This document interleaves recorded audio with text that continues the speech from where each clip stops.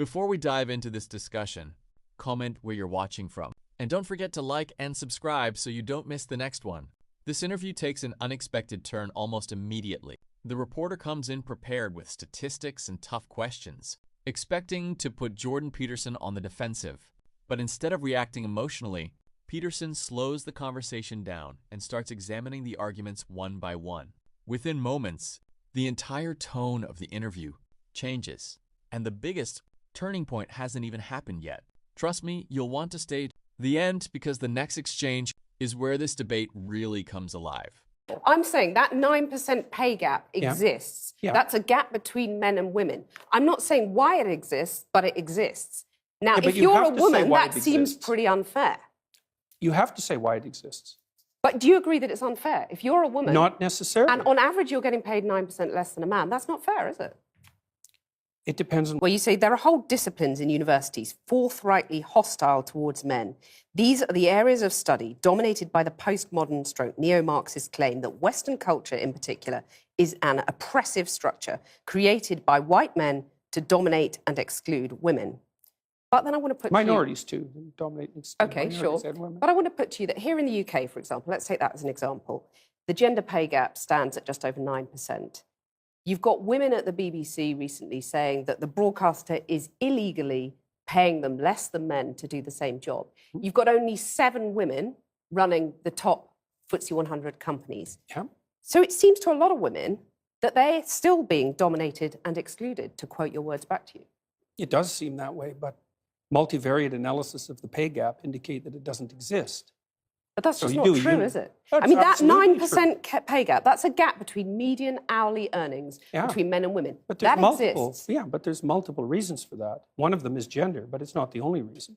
Like if you're a social scientist worth your salt, you never do a univariate analysis. Like you say, well, women in aggregate are paid less than men. Okay, well, then we break it down by age, we break it down by occupation, we break it down by interest, we break it down by personality. But you're saying basically it doesn't matter if women aren't getting to the top because that's what's skewing that gender pay gap, isn't it? You're saying, well, that's just a fact of life. Women aren't necessarily going to get to the top.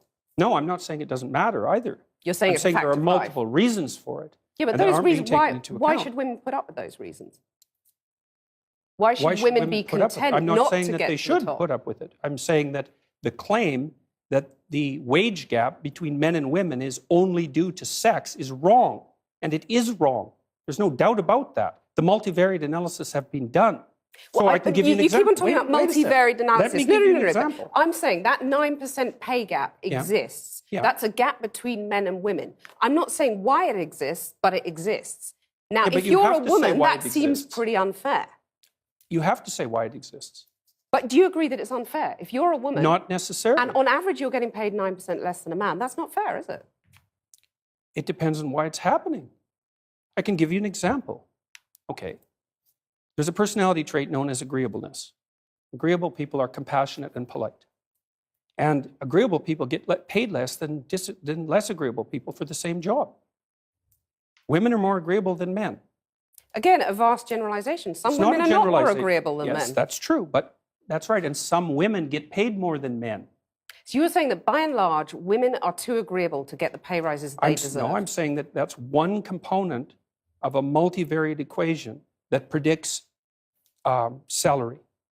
It accounts for maybe 5% of the variance, something like that. So surely you need about another 18 factors, one of which is gender. And there is prejudice, there's no doubt about that, but it accounts for a much smaller proportion of the variance in the pay gap than the radical feminists claim. This is where the conversation really changes. The reporter argues that Peterson denied the gender pay gap exists, but Peterson responds that his point was different. He was questioning whether gender alone explains the gap. That distinction becomes the center of the exchange. From Peterson's perspective, it's important to separate the existence of a statistic from the reasons behind it. Whether you agree with his argument or not, this moment shifts the debate from headlines to definitions. And that's exactly why the discussion becomes so compelling. Okay, so rather than denying the pay gap exists, which is what you did at the beginning of this conversation, shouldn't you say to women, rather than being agreeable and not asking for a pay rise, go and ask for a pay rise? Make yourself disagreeable with your boss. Oh, definitely, there's that. But I also didn't deny it existed. I denied it existed because of gender. Okay. See, because I'm very, very, very careful with my words. So the pay gap exists, you accept that. But you're Yes. saying, I mean, the pay gap between men and women exists. But you're saying it's not because of gender, it's because women are too agreeable to ask for pay rises. So It's make one them, of the reasons. Okay, one of the reasons. So why not get them to ask for a pay rise? I've Wouldn't done that be that. a fairer I've done way of that proceeding? many, many times in my career. And they just I've don't. counseled. Oh, they do it all the time. You can. It's so one of the things that you do as a clinical psychologist is assertiveness training. So you might say, often you treat people for anxiety, you treat them for depression, and maybe the next most common category after that would be assertiveness training. And so I've had many, many women, extraordinarily competent women, in my clinical and consulting practice, and we put together strategies for their career development that involve continual pushing, competing for higher wages, and often tripled their wages within a 5-year period, teaching you them how to celebrate that? negotiate. Of course. So Of do course. you agree that you would be happy if that pay gap was eliminated completely? It Because would that's all depend. the radical feminists are saying. It would depend on how it was eradicated and how the disappearance of it was measured. And you're These saying things if you it's at can't- the you cost can't- of men, that's a problem. Oh, there's all sorts of things that it could be at the cost of. It could even be at the cost of women's own interests. So, Because they might not be happy if they get equal pay. no, because it might interfere with other things that are causing the pay gap that women are choosing to do. Like having children. Well, or choosing careers that actually happen to be paid less, which women do a lot of. But why shouldn't women have the right to choose not to have children or the right to choose those demanding careers? They do. They can. Yeah, that's fine. But you're saying that makes them unhappy, by and large. I'm saying that no, I'm not saying that. I actually haven't said that so far. in You're the saying it program. makes them miserable. No, I at the said that beginning. what was making them miserable was having weak partners. That makes them miserable. Right. I would say that many women around the age of, I would say between 28 and 32, have a career family crisis that they have to deal with. And I think that's partly because of the foreshortened time frame that women have to contend with. Like, women have to get the major pieces of their life put together faster than men, which is also partly why men aren't under so much pressure to grow up. So because for the typical woman, she has to have her career and family in order pretty much by the time she's 35, because otherwise the options start to run out. And so that puts a tremendous amount of stress on women, especially at the end of their 20s. I think I take issue with the idea of the typical woman because, you know, all women are different. And that's what I want to just put another quote to you from the book. Well, You they're say, different in some ways and the same in others. Okay, you say women become more vulnerable when they have children. Oh, And yes. you talked to one of your YouTube interviews about crazy harpy sisters. So, simple question. Is gender equality a myth in your view? Is that something that's just never going to happen? It depends on what you mean by equality. You know, Being if treated you mean that fairly, men and women getting are the same opportunities? fairly, we could get to a point where people were treated fairly or more fairly. I mean, people are treated pretty fairly in Western culture already, but we could But they're improve really that. not, though, are they? I mean, otherwise, why depends would there only be 7 women running FTSE 100 companies in the UK?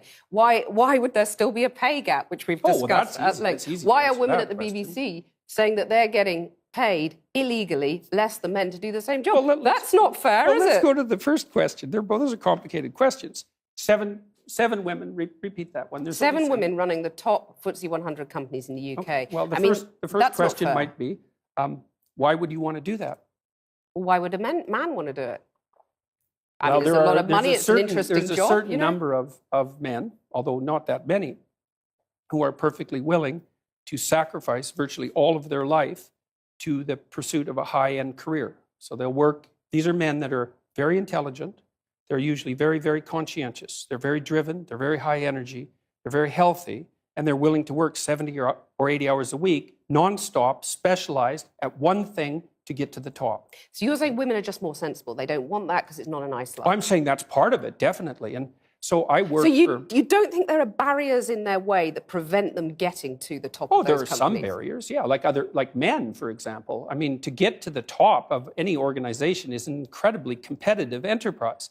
And the men that you're competing with are simply not going to roll over and say, please take the position. So let me come back to my absolute question. all-out warfare. Is gender equality a myth? I don't know what you mean by the question. Men and women aren't the same, and they won't be the same. That doesn't mean they can't be treated fairly. Is gender equality desirable? If it means equality of outcome, then almost certainly it's undesirable. That's already been demonstrated in Scandinavia. Because in Scandinavia... What do you mean by that? Equality of outcome is undesirable? Well, men and women won't sort themselves into the same categories if you leave them alone to do it of their own accord. I've already seen that in Scandinavia. It's 20 to 1 female nurses to male, something like that. It might not be quite that extreme, and approximately the same male engineers to female engineers. And that's a consequence of the free choice of men and women in the societies that have gone farther than any other societies to make gender equality the purpose of the law. Those are ineradicable differences. You can eradicate them with tremendous social pressure and tyranny, but if you leave men and women to make their own choices, you will not get equal outcomes. Right, so you're saying that anyone who believes in equality, whether you call them feminists, call them whatever you want to call them, should basically give up because it ain't going to happen. Only if they're aiming at equality of outcome. So you're saying give people equality of opportunity, that's fine. It's not only fine, it's eminently desirable for everyone, for individuals and for society. But still women aren't going to make it. That's what you're really saying. It depends on your measurement techniques. They're doing just fine in medicine. In fact, there are far more female physicians than there are male physicians. There are lots of disciplines that are absolutely dominated by women. Many, many disciplines. And they're doing great. So... Let me put something else to you from the book. You say the introduction of the equal pay for equal work argument immediately complicates even salary comparison beyond practicality for one simple reason. Who decides what work is equal? It's not possible. So the simple question is, do you believe in equal pay? Well, I made the argument there. It's like it depends on so who you defines don't believe it. in equal pay? No, I'm not saying that at all. Because a lot of people listening to you will just say, I mean, are we going back to the dark ages? That's because they're actually not listening. They're I'm just listening very projecting carefully, what and I'm they think. hearing you basically saying women need to just accept they're never going to make it on equal terms, equal outcomes is how you defined it. No, I didn't If I was say a that. I young said woman that equal... watching that, I would go, well, I might as well just go and play with my Cindy dolls and give up say trying that. at school because I'm not going to get the top job I want because there's someone sitting there saying it's not possible and it's not desirable, it's going to make you miserable. Desirable. That's what I said. It's a bad social goal. I didn't say that women shouldn't be striving for the top or anything like that, because I don't believe that for a second. Striving for the top, but you're going to put all those hurdles in their way, as has been in their way for centuries, and that's fine. You're saying that's fine. No, I really the think patriarchal system really is think just that's fine. Silly. I do. I think that's silly. I really do. I mean, look at your situation. And that's the moment that brings the entire interview into focus. Peterson reiterates that his argument is about the difference between equality of opportunity and equality of outcomes, insisting those are two separate ideas. The reporter, meanwhile, challenges what that message could mean for young women watching the interview. Whether you agree with Peterson or with the interviewer, the exchange highlights how quickly debates can shift from discussing ideas to interpreting motives. What do you think? Which side made the stronger case? Let me know in the comments, and if you enjoyed this breakdown, don't forget to like, subscribe, and I'll see you in the next one.